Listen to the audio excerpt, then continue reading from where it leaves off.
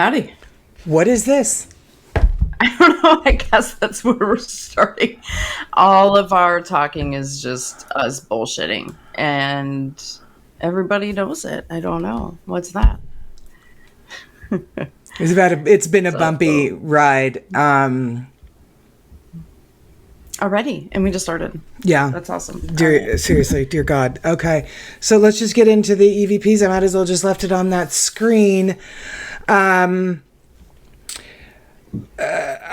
really don't have a lot. A couple of reminders. We're going to be at SpiritCon next May in St. Augustine, Florida. I sell art now. Find it on Podcast Shop. And, well, we're doing the USS North Carolina in 2 weeks. So I'm excited for that one. And that's pretty much, that's all I got. What do you got?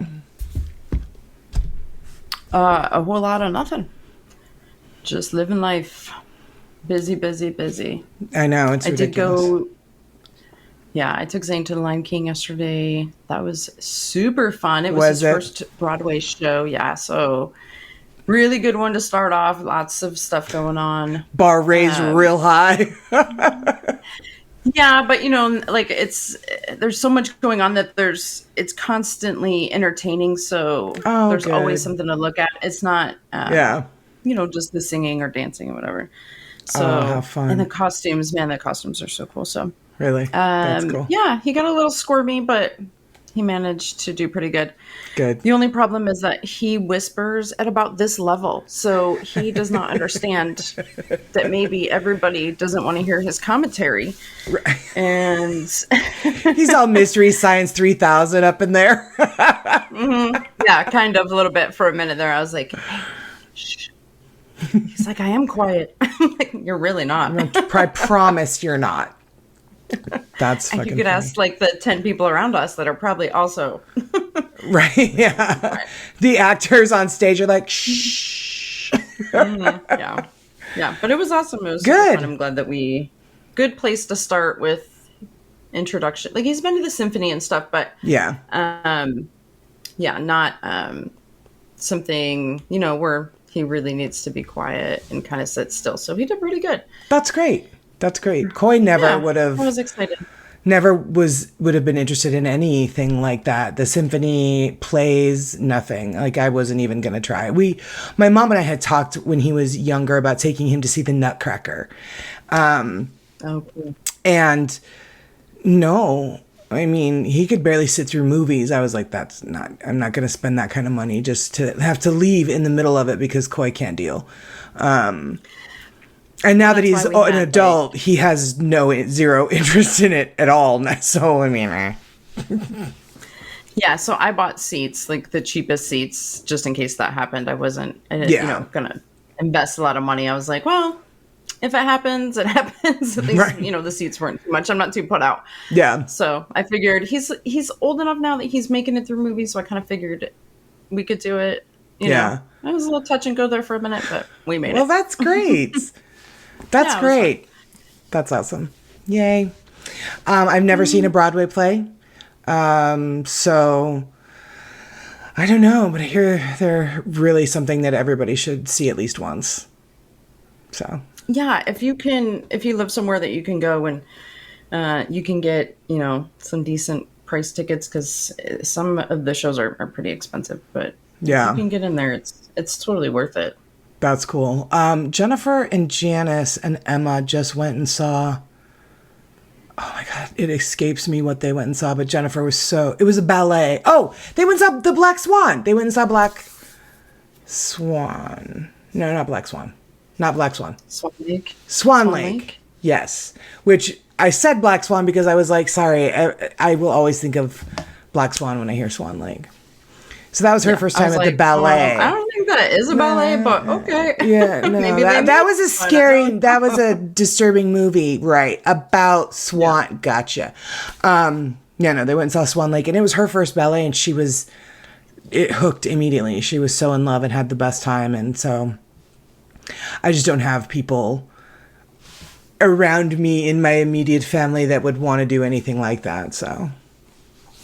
We never have. Yeah, well, I'm looking forward to next year because Juice, the musical, is coming. What is? And like one of my all-time favorite, Beetlejuice. Stop it. Like the movie.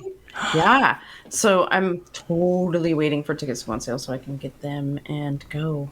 Yeah. I don't care if it's terrible. It's Beetlejuice. Yeah. Like, I'm super excited about it. That's going to be so great. I hope, anyway. Yeah, for sure. Give me just 1 second. All right, we're back. We're back. Hi. Sorry. My phone was blowing up. I had to address it real quick so that it would stop. Yeah, so that's it. I've been doing nothing, just kind of painting and getting paintings ready to ship out and cleaning and relaxing, and that's about it. I've got 2 full weekends where don't have anywhere to be or anywhere to go, so I've got a lot of chores and stuff planned and organization and reorganization, and I've only lived in this house for a year, but it's already all like jacked up. I'm like, what happened to this beautiful house? That happens. It's ridiculous. So anyway, that's all I got. All right. All right. Let's get into it. All right. I'm going to put up the episode title. Laura, please tell them where we're going, because the title may not work based on the night you and I are having. It worked. We are going to the Hotel Galvez in Galveston. Yay. Okay. Let's see if your sources work. They do. All right. So my sources are history.com, galveston.com, galvestonghost.com, moderndaytripper.com. moderndaytripper.com. That reminds me of our friends Jody and Lisa. They're they're mid-Atlantic day trips. Day trippers? Mm-hmm. Yeah. Yeah, day trips. I love a good day trip. I mean, who doesn't? I mean, losers. For real. All right. Okay. Let me tell you about this. Tell me about the history of this joint, because it's kind of cool. I kind of like it. It is pretty cool. Yeah. So the hotel and the city of Galveston are both named for American Revolutionary War hero Bernardo de Galvez. Galvez lived from 1746 to 1786, and he was a Spanish military officer who led Spanish forces against Britain in the war. Wow. Yeah, and he is one of just 8 people to be awarded honorary U.S. citizenship. Really? Yeah. The funny thing is, though, he had never actually visited the island. So, cool. That's interesting. Yeah. Kind of a weird place to get the name, but hey. A little, but I mean, hey, he sounds like he was quite the officer, so why not? Yeah. So on September 8th, in the year 1900, a Category 4 hurricane hit Galveston, and it remains to this day the deadliest natural disaster in U.S. history. All right, I got it out. Oh my God! It claimed the lives of it claimed the lives of an 6,000 to 12,000 people, which at the time was about 1/6 of the city's population. Holy crap! So tragically, the magnitude of the disaster could have been lessened if the U.S. Weather Bureau hadn't implemented such poor communication policies. So when the storm picked up in early September of 1900, quote, any modestly educated weather forecaster would have known that it was passing west, says Carrie Emanuel, a professor of atmospheric science at the Massachusetts Institute of Technology. Over in Cuba, where scientists had become very good at tracking storms in the hurricane-prone Caribbean, they knew that a hurricane had passed to the north of Cuba and was headed to the Gulf of Mexico. The Weather Bureau in Washington, however, predicted that the storm would pass over Florida and up to New England, which was clearly very, very wrong. Very, very wrong. Right. So the Bureau's director, Willis Moore, quote, was so jealous of the Cubans that he shut off the flow of data from Cuba to the U.S. That is the dumbest bunch of bullshit ever. Right. And so basically, typical U.S. strategy. At the same time, Moore told regional U.S. forecasters that they could not, on their own, issue a hurricane warning. They had to go through Washington, which was not obviously very quick or easy task in 1900. Right. So the combination of blocking information from Cuba while also making it difficult for local forecasters to report hurricanes turned out to be deadly. In the couple days before the storm hit, the Weather Bureau's chief observer in Galveston, Isaac Klein, began to suspect that Washington's forecast had been off. He tried to warn the city, but it was too late. Klein's wife was killed, the port city was devastated, and Galveston was never able to fully recover. God. Yeah. Among the tragic deaths in the hurricane were the losses from the St. Mary's Orphan Asylum. The asylum was situated right on the ocean front. I don't love that name. Why is it an orphan asylum? Like, I get the meaning of the word asylum, which is why they were called asylum, so that people could seek asylum and care. Right. But it's got such a negative connotation now that I'm like, ew, that doesn't sound great at all. Like a trans-Allegheny for little kids that are unwanted by their parents. It didn't work out well either. So, for sure. So Sister Elizabeth Ryan, she was one of 10 sisters at St. Mary's Orphanage. She had come into town that morning to collect food. Despite pleas from Mother Gabriel, the assistant superior at St. Mary's Infirmary, for her to stay at the hospital until the storm passed, Sister Elizabeth said she had to return to the orphanage. She said that she had, provisions in the wagon, and if she didn't return, the children would have no supper. Yeah. She didn't know that whether she returned or not, there would be no more suppers at the orphanage. During the afternoon, the winds and rain continued to increase. The tides of the Gulf rose higher and higher, with fierce waves crashing on the beach, sending floodwaters into the residential areas. St. Mary's Orphanage consisted of two large, two-story dormitories just off the beach, as I said, behind a row of tall sand dunes that were supported by salt cedar trees. The buildings had balconies that faced the Gulf. According to one of the boys at the orphanage, the rising tides began eroding the sand dunes as though they were made of flour. Soon the waters of the Gulf reached the dormitories. The sisters at the orphanage brought all of the children into the girls' dormitory because it was newer and stronger of the two. Okay. In the first floor chapel, they tried to calm the children by having them sing Queen of the Waves. The waters continued to rise. Taking the children to the second story of the dormitory, the sisters had Henry Esquire, a worker, collect clothesline rope. Again, they had the boys and girls sing Queen of the Waves. One of the boys later said that the children were very frightened and the sisters were very brave. By 6 p.m., the wind was gusting past 100 miles per hour, and the waters of the Gulf and Bay had met, completely flooding the city. Oh my God. Residents climbed to the second stories, attics, and even roofs of their homes. Flying debris struck many who dared venture outside of their homes. Oh my God. Oops, sorry. Speaking of, I just got an emergency alert for a dust storm. I'm like, shit, really? It's like, oh no, what's happening? I've spoken it into existence. Oh God. Right. We need to stop talking about this shit right now. So, around 7:30, the main tidal surge struck the South Shore. Houses along the beachfront were lifted from their foundations and sent like battering rams into other houses. Oh my God. So houses fell upon houses. At St. Mary's Infirmary, the floodwaters filled the first floor. From the second story balcony, the sisters pulled refugees in as they floated by and brought them into the overcrowded hospital. Almost every window in the facility was broken out, sending the wind and rain whipping through the building. At the orphanage, the children and sisters heard the crash of the boys' dormitory as it collapsed and was carried away by the floodwaters. The sisters cut the clothesline rope into sections and used it to tie the children to their waists. Each sister tied herself to between 6 to 8 children. It was a valiant yet sacrificial effort to save the children. Some of the older children climbed onto the roof of the orphanage.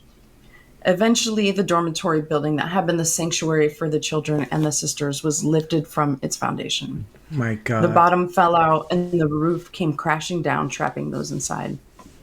Only 3 boys from the orphanage survived: William Murney, Frank Madera, and Albert Campbell. My God. Miraculously, all 3 ended up together in a tree in the water. After floating for more than a day, they were eventually able to make their way into town, where they told the sisters what had happened at the orphanage. So about 90 children and 10 nuns, I believe, all perished, and the 3 children survived. On October 5th, the Liberty Vindicator, which was the paper, reported that nothing remained but strips of black robes and blue working aprons of the sisters fluttering on the trees. The asylum was now a sandy waste. One of the boys remembered a sister tightly holding two small children in her arms, promising not to let go. The sisters were buried wherever they were found, with the children still attached to them. Two of the sisters were found together across the bay on the mainland. One of them was tightly holding two small children in her arms. Even in death, she had kept her promise not to let go. The site of the burials of many of the children is said to be where the Hotel Galvez now stands. You're bringing me down, Laura. You're bringing me down. I know. It's a super bummer. And we haven't even started talking about all of those. Oh, my God. But that's important because it's where the hotel got its foundation. It's built on that. So the hotel opened in June of 1911, and it was built at a cost of $1 million, which is, holy shit, a lot of money back then. Yeah. Still a lot of money, but really a lot of money back then. Yeah. The Hotel Galvez was an elegant landmark at the east end of the seawall. Thoroughly modern and luxurious, it was built by Hotel Monthly in 1912 as the, quote, best arranged and most richly furnished seaside hotel in America, end quote. They were also known for their roller chairs, which apparently made it possible for those too lazy to walk to be rolled around the lobby and across the grounds in large wheeled wicker chairs. Seriously, this was a popular thing. As I spin around in my roller chair. In your office. So despite this, it is super weird. Yeah. The Hotel Galvez flourished through the Jazz Age and the Big Band era, hosting legendary dances and parties. So life was good in Galveston once again. Yay! Let's have a look at a picture. All right, let's look it up. Cool. It was beautiful. I mean, it really was. Yeah, these are some of the pictures from like when it was first new. It's huge and gorgeous. Hmm. Yes, it is a very large hotel. It is. It's really quite stunning too. Are you lost? Oh no, I was like, I thought you were going to keep talking about it. Oh, no, that was it. All right. Okay, so sorry. So the pageant of pulchritude, which means I'm sorry, what? Is an annual pulchritude. Pulchritude? Oh, pulchritude. Okay. It's an annual beauty contest that began in 1920 and ended during the Great Depression. And this was held in front of the Hotel Galvez. Several movie stars, including Joan Blondell, she was huge, like in the 30s. She was actually in Grease as the head waitress. Bye. Oh my God, I loved her. Yeah, so she was in movies forever. You know what I mean? Yeah. Super, super cute. So, but yeah, so she was discovered during her appearance at that beauty contest. It was the first true swimsuit competition that included contestants from around the world. And this contest later evolved into the Miss Universe pageant. Whoa, okay. So if you want to know where they come from, there you go. Wow, all right. Right. In 1940, the hotel would serve as a 5-star living and working facility of the U.S. Coast Guard during World War II. Wow. Following a 2-year period during which rooms were not rented to tourists, the hotel reemerged as a hub for the nascent gambling industry that flourished on the island in the 40s and through the mid-50s. Okay. The Hotel Galvez became particularly popular on the island, leading to Galveston's moniker, the Vegas of the South. Oh, that's interesting. Yeah. So by the 1940s, the allure of the original beach town began to fade, but thanks to gambling, Galveston was more popular than ever. It was illegal, of course, but this was the era of mob bosses, so it didn't really matter. It didn't. Galveston No.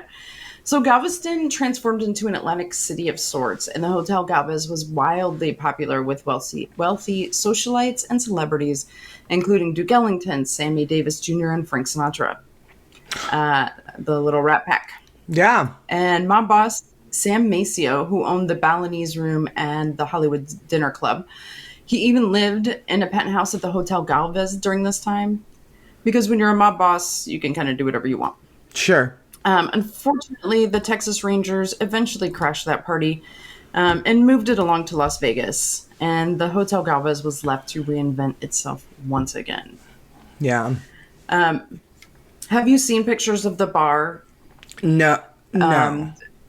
Okay. Well, it's this big, beautiful mahogany bar that's in a hotel lobby. It was originally housed in the old Galveston Club, which was Galveston's last speakeasy from the days of Prohibition. Love a good speakeasy. Right? How cool is that? The purveyor of old Galveston Club, Santos Cruz, is noted to have created the margarita during his time at the Balinese Room in the late 1940s. Man, this place has just kind of got all kinds of cool stuff. It sure does. So the bar was moved to the Galvez in the mid-90s and remains one of the coolest places to grab a drink. Today, the Hotel Galvez is fresh off an $11 million renovation. The lobby and common areas are absolutely stunning. The original tile floor shines, and the inviting lobby retains many of the hotel's original features. There is a fabulous exhibit in the basement containing historic photographs as well as items from the hotel's past. A beautiful saltwater pool beckons these days, which is far more inviting than the Gulf waters. Because if you've ever gone swimming off the coast of Texas, it's not cool. It's like kind of gross brown water. It's very, really? Muddy. Yeah. I've never ever been to the Gulf. The closest I came was when we drove here from Phoenix. Oh, really? Yeah, we went down through New Orleans and then through Mississippi and Biloxi and like right along the Gulf. But I've never actually visited it. Oh, well, now you have an excuse to go see the Grand Galvez. Right? Except not the Gulf, because apparently it's not great. This is I wouldn't go into hurricanes. This is hardly a commercial for the Gulf. Not so much, yeah. Yeah. Probably not. Well, and that's the history of the Hotel Galvez. Oh my God, that was really great. And we were just talking about Duke Ellington the other day, weren't we? I mean, probably. I don't know how many times we talk about Duke Ellington. He seems to show up a lot in so many of these places. He does, yeah. That's weird. I'm going to have to research that a little bit. That's funny. Yeah. Yeah. So cool. Yeah. So, yeah. Great job. I loved it. That's exciting. Thanks. Well, you brought it back up, but I was really starting to bum out real fucking hard. I was like...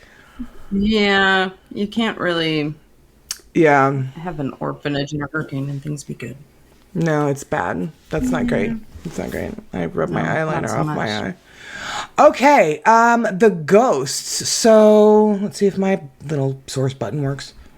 Hey, my sources are MitchellHistoricProperties.com, Galveston Ghost and HauntedRooms.com. So it's said that every great hotel must have its ghost, and the Hotel Galvez has one who has been around for at least half a century. So, according to Jan Johnson, who happens to be a fifth-generation Galvestonian and author of the Walking Historic Galveston book, the Hotel Galvez could be a bride-to-be named Audra. Legend has it that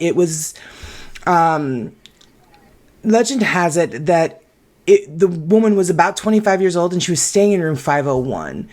In the mid-1950s, she was engaged to a mariner who sailed in and out of the port of Galveston.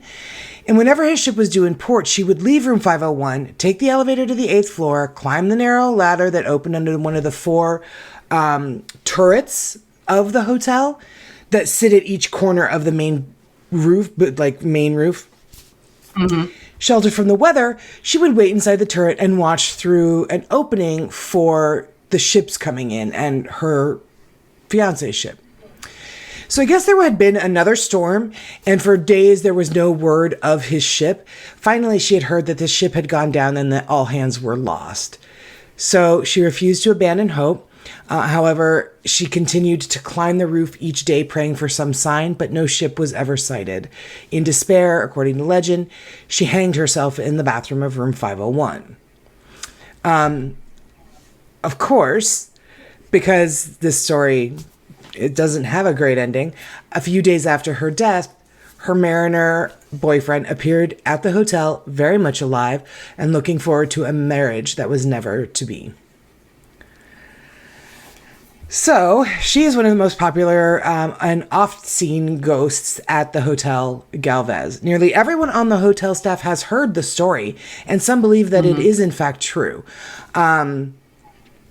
One of the concierges said that her spirit is locked inside the hotel. She never crossed over. This particular individual was born on the island and is the fourth generation of her family to work at the hotel. So, oh, wow. Yeah, she said that she has not only felt the presence of the ghost bride, but also of other spirits who dwell at the hotel. She said, "My father was a mortician, and I think my familiarity with death makes the spirits feel comfortable with me and me with them." I buy it. I'm here for that. So, in addition to the ghost bride story, staff has reported seeing the ghost of a young girl bouncing a ball in the lower level of the hotel. Housekeeping staff has also reported feeling the presence of a man in the corner of the hotel's laundry room. While this activity was reported in the lower level of the hotel, staff and guests have also experienced odd occurrences in the restaurant and lobby. So things like candles blowing out on their own, dishes moving or breaking. Guests and staff have also reported hearing breathing sounds in the ladies' bathroom near the music hall and children's laughter in the salon bathroom. So, following Hurricane Ike, which struck Galveston in September of 2008, several members of the hotel staff who had stayed at the hotel as their homes were being repaired reported seeing a woman dressed in an old-fashioned maid's uniform and a man walk through a guest room and disappear. Oh, that's weird. That is weird. So, room 501 is supposedly one of the most haunted rooms in the hotel, as I had just mentioned. The staff know the lovelorn lady, is what she's called, is around when they feel a sudden cold breeze, hear doors slamming, and when televisions or lights are turned on or off, she will turn them on or off without explanation. So, front desk attendants have stated that they experience problems when attempting to code the key cards for that room. It's almost as if something or someone is kind of creating a malfunction in the little machine that they slide it in to code the key for that particular hotel room. Like someone's interfering with the electronic equipment to make the keys. A housekeeper once reported that a strange light was coming out from under the door of room 501. When she called the front desk, she was told the room was vacant. She opened the door and found no one there and no explanation for the very bright golden light that she saw. Weird. Poor housekeeping. It's always housekeeping. Right. It's just getting this shit on. I mean, a guest mentioned, right? Always tip your room attendants. Yes. A guest once mentioned an odd light up in the turret where the bride would go and wait for her lover's ship. So, where I lost my place. Odd light up in the turret. Sorry, guys. While renovations were underway to the hotel and the turrets were not actually lit, staff and electricians investigated but found no source of power to the turret, nor had anyone gained access with candles or flashlights. So, you had told us about the story of the orphanage, and yes, you had mentioned that in an effort to save the children, the sisters tied children to them by their waists with clothesline cord. and that the bodies of several children and some of the sisters were found tied together near the beach where the Galvez now sits. It's believed that the sisters doing that actually sort of hastened their deaths because the kids couldn't get away. They were like stuck, tied to, these adults, and they couldn't like swim. And so they think that it was more harmful than helpful.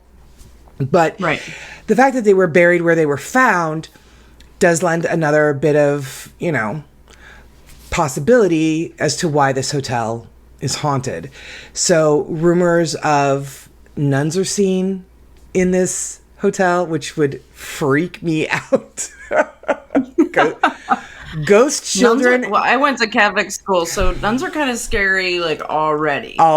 Yes. So ghost children, which they also has, and ghost nuns. Oh God.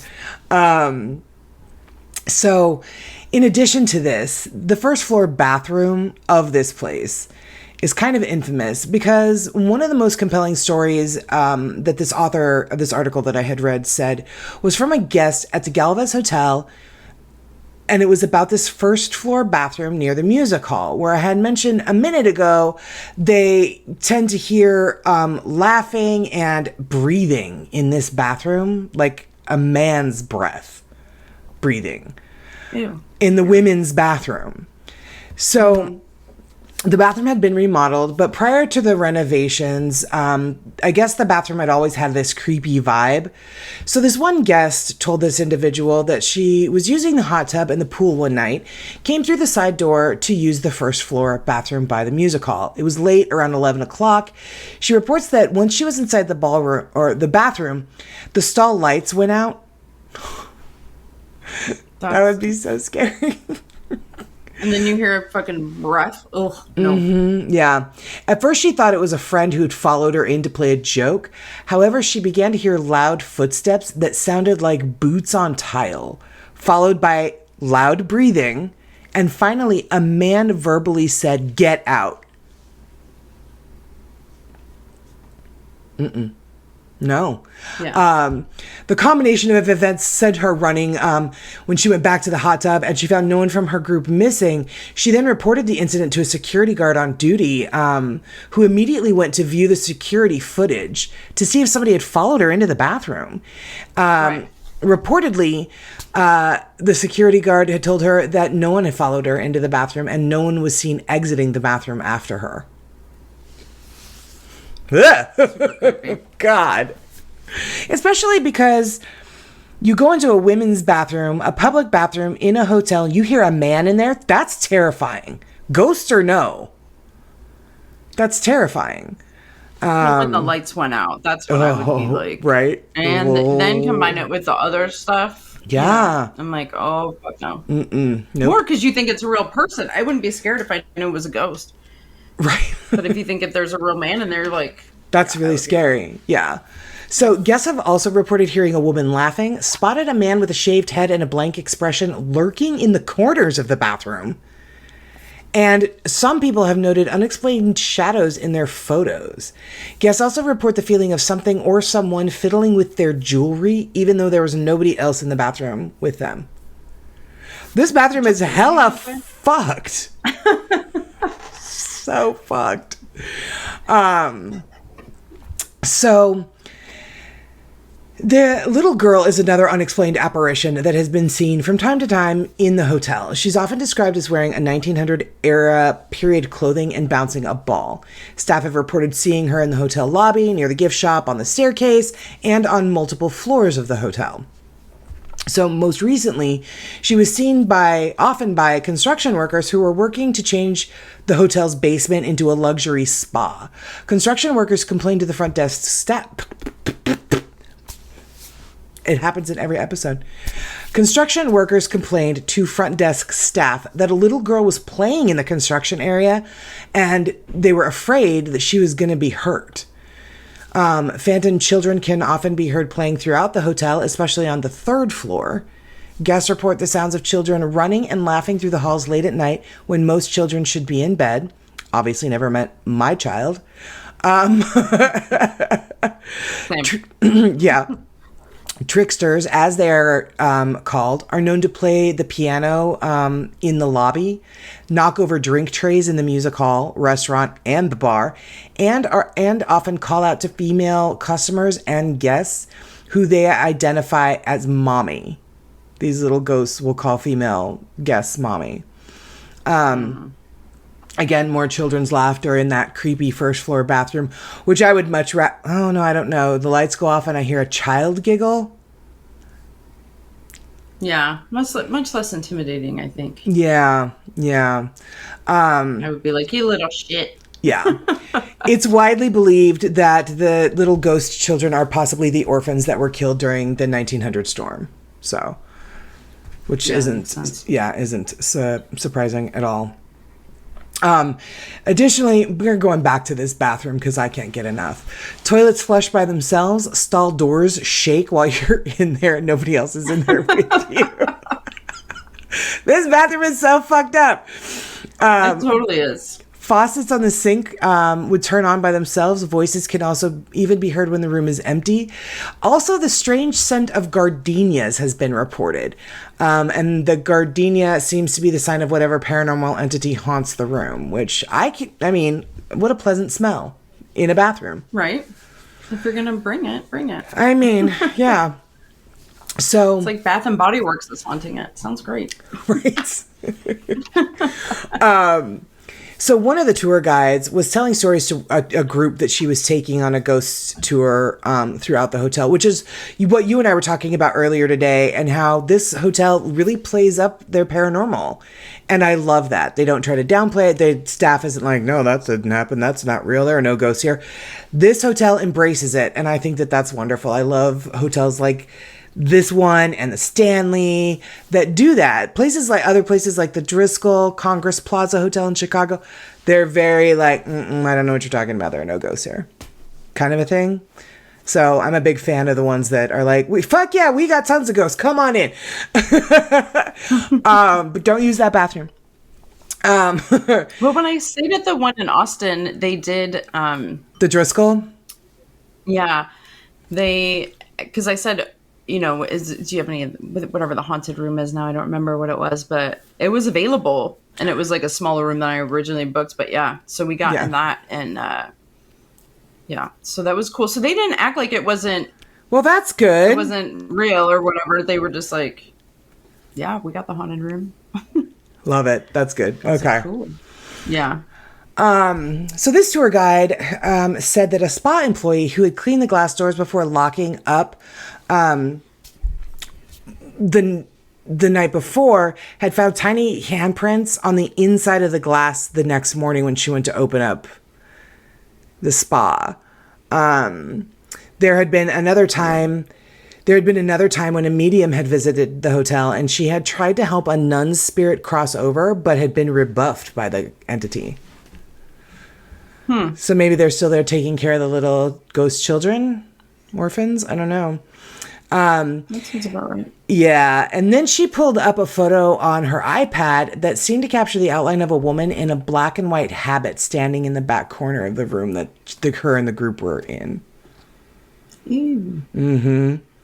I haven't been able to include one in a while, but I love a good TripAdvisor review on some of these locations, and I found one that's super great.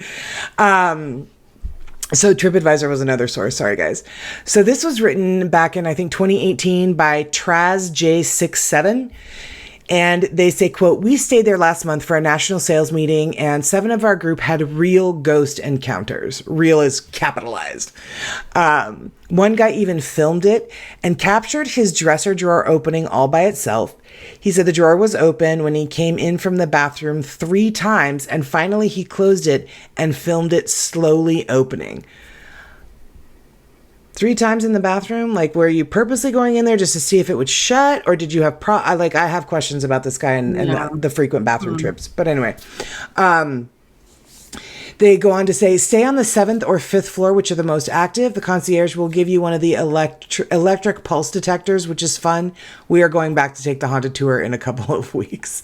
And then the hotel responded back to their review and was like, thank you so much for your kind review. We were so glad to have you, and we're super excited to have you back in a couple of weeks. So, I mean, it was just a really wonderful interaction on TripAdvisor. The hotel their customer service seems really, really, really great. Which I feel like it should be if you have a creepy man in that I can't get past that bathroom. I'm sorry, I just can't. Yeah. Yeah, so that's what I have on the ghosts of the Hotel Galvez. If you guys want to check out their rates and availability, you can call them at 409-515-2154. Their website is hotelgalvezspa.com, and they are located at 2024 Seawall Boulevard, Galveston, Texas, 77550. And that's the Hotel Galvez. Yay. That was a good one. Super fun. Yeah. The history is super interesting. Super interesting, except for that story, Laura. That was horrible.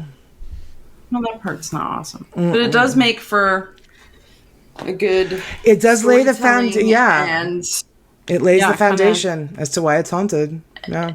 Yeah, if anywhere is going to be haunted, it's going to be that fucking place. 1,000%, yeah. So, not a big fan of the, wanting to go to hot desert areas like Galveston and the humidity in the Gulf. And so maybe we'll get there. Maybe we won't.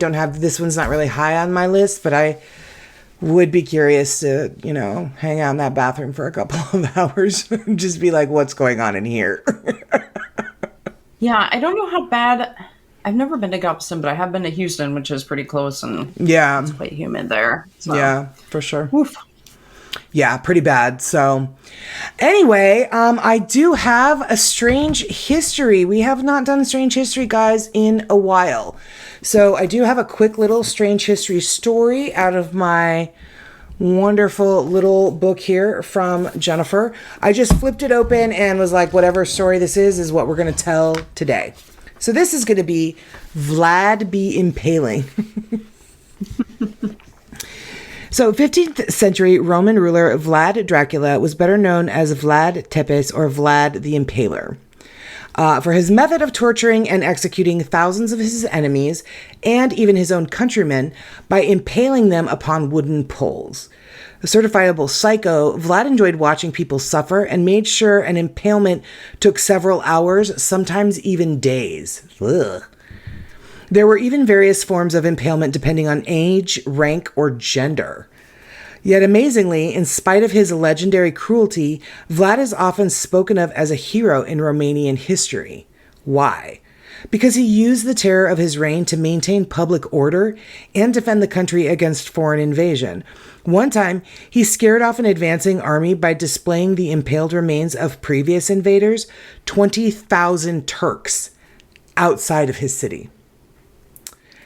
But old habits die hard, and when Dracula was later overthrown and imprisoned, he would catch insects and mice in his cell and impale them.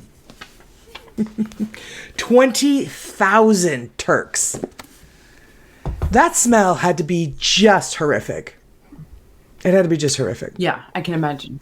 Yeah, for sure. We totally need to go there too. Right, I know. We've got to. So yeah, that was Strange History. I was like, you know what? I found the book and I put it in my little bookshelf here so I wouldn't lose it again. So we are going to start doing Strange History, and it's just going to be another random thing. I'll just flip it open and be like, what are we talking about today? So today was Dracula. Whatever weird creepy dude he was. And to that end, Laura, why don't you tell everybody where they can find us? You can find us on Instagram, Facebook, and Twitter at HOAH Podcast. Yay! Woo! And on the TikTok at HOAH Podcast, at HOAH Carrie, and at HOAH co-host Laura. Yay. All right, guys. Thanks so much for joining us again this week. We really appreciate it. We are so grateful for you guys. We love you very much. I don't have anything else to say to wrap the show up. How about you, Laura? Nope. Nope. You guys take care. Yeah, you guys stay safe out there because you never know who or what is listening. Bye, guys. We'll see you next week.